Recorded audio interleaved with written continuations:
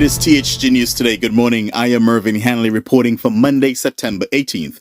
THG News Today is brought to you with the kind compliments of Carl & Sons on St. Martin. We'll hear from Carl & Sons and then we'll be right back with news in detail.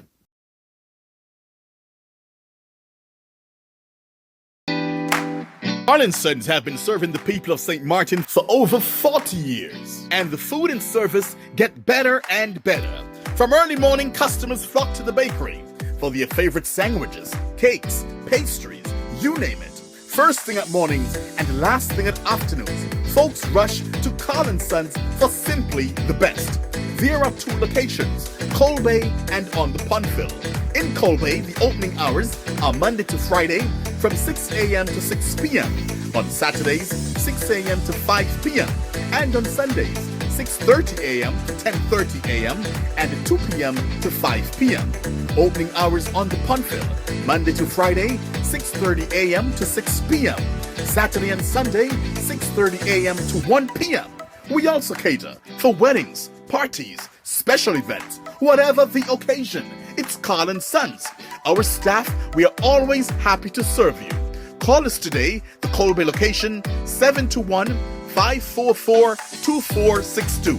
That's 721-544-2462. Or in Phillipsburg, 721-543-1059. That's 721-543-1059. It's Carl & Sons Bakery. We are here to serve you.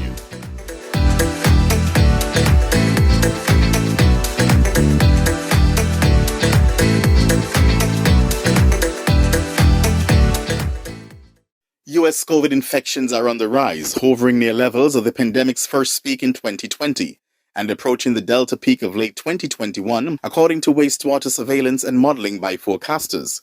It's yet another sign that while the official pandemic state may be over, the days of COVID are far from it.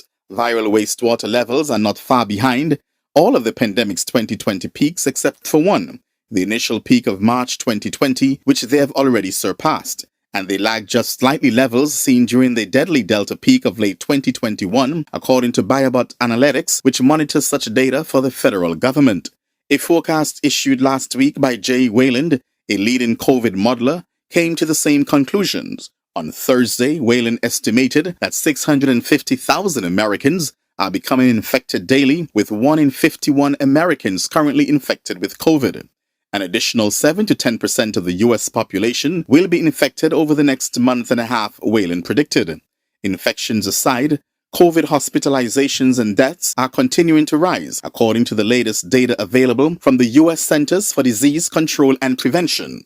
Hospitalizations rose nearly 9% from August 27 through September 2nd, the most recent period for which the Federal Health Agency made data available. And deaths rose nearly 5% from September 3rd through the 9th. The World Health Organization continues to receive reports on concerning COVID trends, including a growing number of countries reporting an increase in infections, hospitalizations, and ICU admissions. The WHO continues its push on booster shots, and if you're not vaccinated, to do so at soonest. The Caribbean is in the final 2 months of its temperature season, and residents should brace themselves for extreme temperatures until October, especially in September. This is according to the CARICOF Heat Outlook for September 2023 to February 24, which is headquartered in Barbados. According to their forecast, the Caribbean heat season will stretch from September through November. November is expected to be hotter than typical, with significant nighttime and daytime temperatures persisting until October or early November. So continue to stay hydrated and keep cool until we get through the final months of this heat wave. According to NASA, 2023 was Earth's hottest on record. Out of St. Kitts and Nevis, on this year's observance of National Heroes Day, Saturday, September 16th, the Prime Minister of St. Kitts and Nevis, the Honorable Dr. Terence Drew, is encouraging all citizens and residents to acknowledge that a hero lies within them. Prime Minister Dr. Drew was at a time delivering his 2023 National Heroes Day address to the nation. On this National Heroes Day, I challenge each of us to recognize the hero within ourselves. We can all be heroes in our daily lives, not through grand gestures, but through simple acts of kindness and empathy and being our brothers and sisters keepers, Prime Minister Dr. Drew said. The Prime Minister urged Kittitians and Nevisians to emulate the lives and contributions of the nation's 5 national heroes in the pursuit of their own personal and national development endeavours. The 5 outstanding sons of the soil who ascended to the rank of national heroes are the late Right Excellent Sir Robert Llewellyn Bratcher, the late Right Excellent Sir C. A. Paul Southwell, the late Right Excellent Sir Joseph N. France, the late Right Excellent Sir Simeon Daniel, and the Right Excellent and the Right Honourable Sir Kennedy A. Simmons. Dr. Drew said these heroes' legacies remind us that dedication knows no bounds. They urge us to see failures not as setbacks, but as opportunities to grow sustainably, develop maturely, and build resiliency. As they did, we too can transform our lives and our nation. But heroes are not just found in history books. They walk among us every day. They are the educators shaping young minds, the healthcare workers saving lives, the community leaders forging bonds, and the individuals who, through small acts of kindness, make our nation stronger. The Honourable Prime Minister continued. Dr. Drew stated that as we Kittitians and Nevisians reflect on the past and embrace the future, let us carry the spirit of our national heroes in our hearts and embark on a journey to become heroes in our own right. St. Kitts and Nevis as a nation is celebrating a number of events to celebrate its 40th independence. Independence Day is tomorrow, Tuesday, September 19th.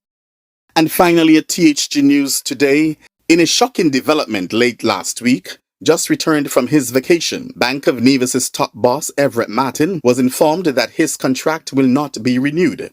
This sent shockwaves all across Nevis, but more so throughout the bank. A number of staff members reached out to THG Network off the record as they expressed outrage, and some even cried as they shared what they see as a sad and unacceptable decision that Mr. Martin will no longer be heading the financial institution. According to the bank's website, Everette Martin has been the Chief Executive Officer since May 2008.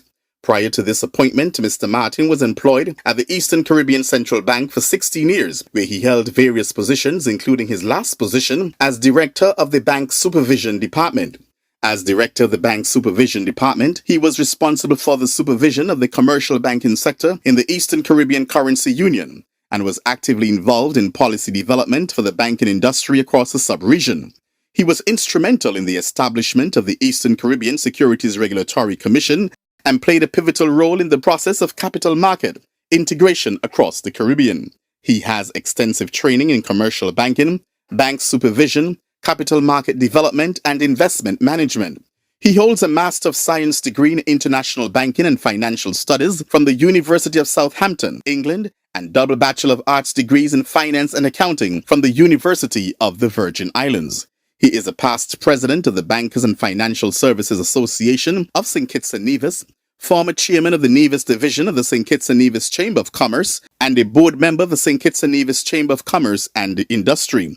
He also served as a director of the Caribbean Credit Card Corporation for over 8 years and holds the designation of Chartered Director. With such a resume, I am sure we will hear the next big thing for Everette Martin. With that, we've just concluded THG News for today, Monday, 18th September. Do join us again tomorrow morning for a similar presentation. I am Mervyn Hanley, and I'm wishing you a great Monday.